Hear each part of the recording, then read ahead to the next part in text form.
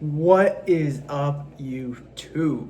Today we're going to be talking about why Gen Z, and I am not unfortunately, but a part of that generation, is giving up on their finances. Me personally, I have not, but I'm just saying as a general consensus and what I've talked to with some people in some of my classes. Like I previously said in some of my videos, doing an MBA program right now, and it blows my mind sometimes that we'll get into it, but some people, like I'm 23, like I've said before, have no credit cards and they have no desire. They're like, oh, credit is bad. If you pay it off, it's not bad.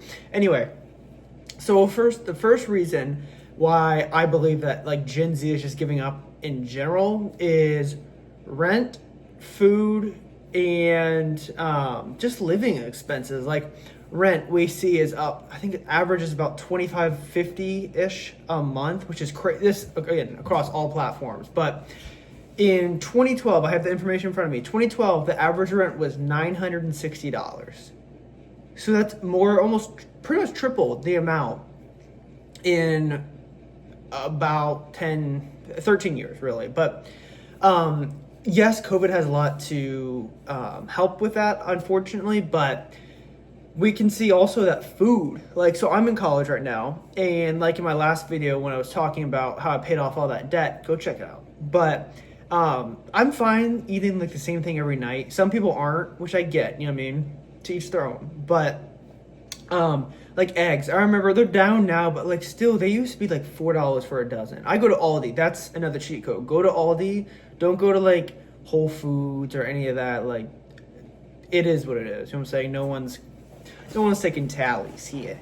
So and many people also feel like they're working harder, but the wages aren't going up. And I'm not one of those wages that is like we need to have minimum wage at $50 an hour, because that's just not realistic, because then the cost is then transferred to the consumer and then we're paying more, so it defeats the entire purpose.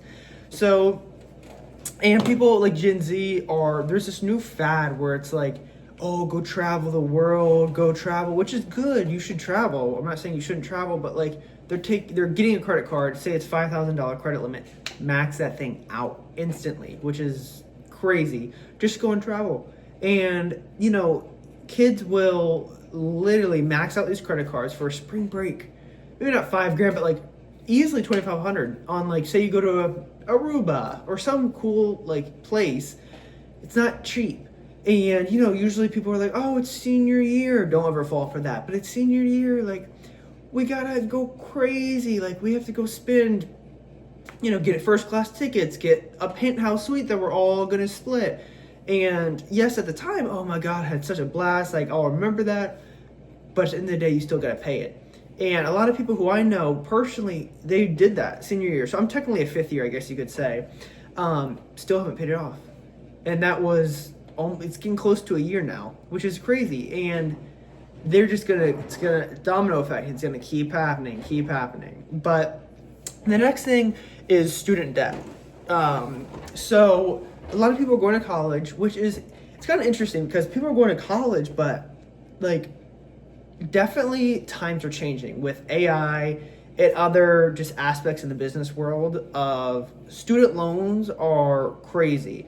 And a lot of people go to grad school. I'm lucky enough that it's all covered with scholarship. But I'm saying is, in general, most people have to take out these absurd loans. Like if you go to like Duke, Harvard, one of the good schools, it's like what, like $200,000-300,000, which is crazy, of just loans that you have to pay back. Yes, it's like 3%, but still, once you graduate, you're technically speaking a negative what, $300,000, $200,000 worth of debt, which is very taunting. You're like, I'm gonna give up, but that's not what you want to do, because then that 300 turns into 600, like I preach all the time. But next thing, which is affecting me, is housing.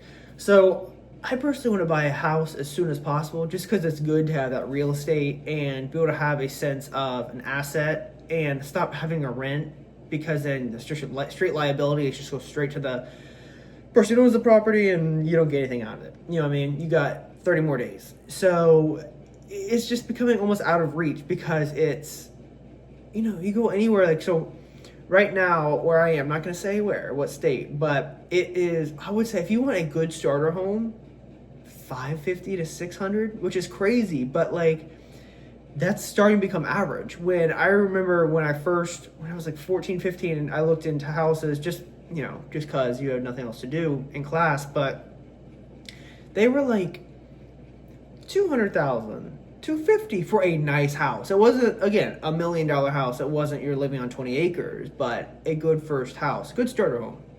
Another thing is inflation, and a lot of people. I have all this stuff in front of me, so don't. If I'm not crazy, but the other thing is after the pandemic, people really had to stretch a lot of their finances, in particular Gen Z, because we were in college, or starting college. So people are like, oh my gosh, like where are we gonna go?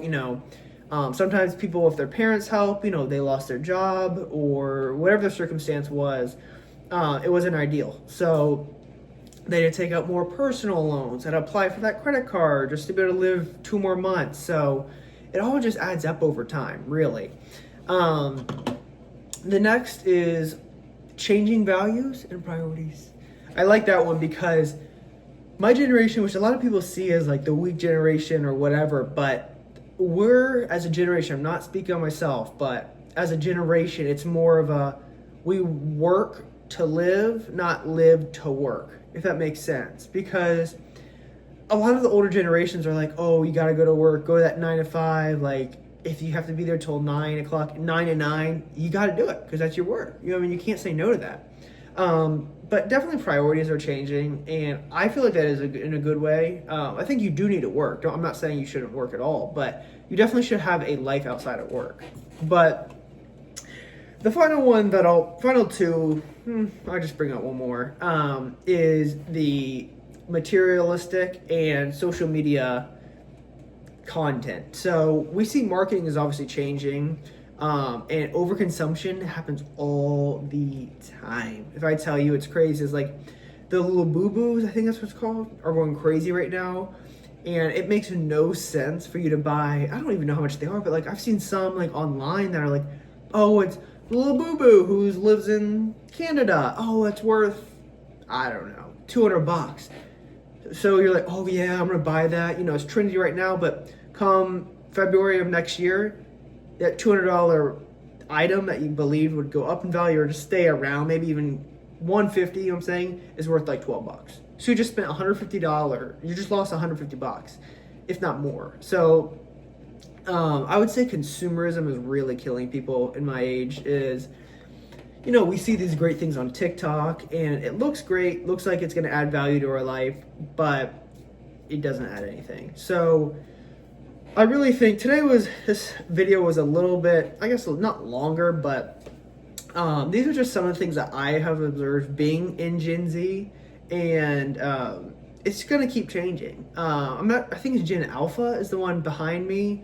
I don't even understand the whole generation thing. I think it's all just doesn't matter, to be quite honest. But because everybody overconsumes, like lifestyle inflation is a thing. Don't fall for that. And yeah, I'll see you guys tomorrow for the next video.